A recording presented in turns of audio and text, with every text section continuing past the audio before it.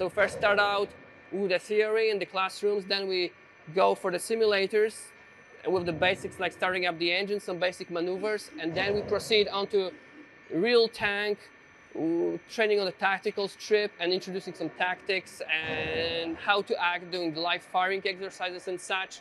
So depending on at what point we are during the training, we basically are either at the simulators or on real tanks out in the field. So even though the training is 12 hours a day, even at the end of the day, they still want to learn more, get some more experience, work a bit more around the tank. They have questions all the time because the stakes for them are very high. They want to know as much as they can once they get back to Ukraine.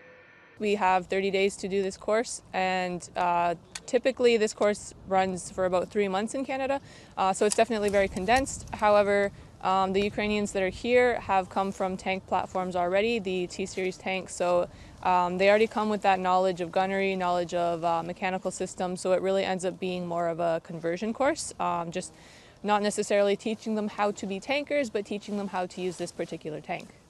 So the Leopard tank brings a lot more accuracy than the T-series tanks. It brings a lot more distance in which it can engage, a lot more speed, moving both forward and backwards. For example, if you compare the T-series tanks, they go about 5 kilometers per hour backwards, whereas the Leopard can reach 30-40 kilometers going backwards easily. So it's definitely a more advanced system, and it brings a lot more benefits to the battlefield for the Ukrainian side.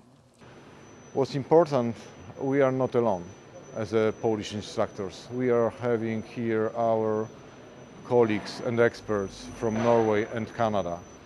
And that's absolutely added value because this is international effort for training of our Ukrainian soldiers.